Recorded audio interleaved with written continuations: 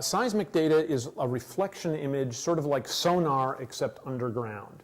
So what they do is they set off some kind of explosive source. Sometimes on land they use dynamite. Usually in marine cases they use big air guns. So you set off an explosion of some kind, and the waves travel down into the earth underneath, and they hit layers, and they bounce back up. So what you're looking at is almost like an X-ray of what's going on underground. So all of these layers and lines that you see going across are beds, or geological formations. So down in here we have a clear area that's interpreted as salt. Right? So here's the interpretation on the right-hand side. The red stuff is the salt.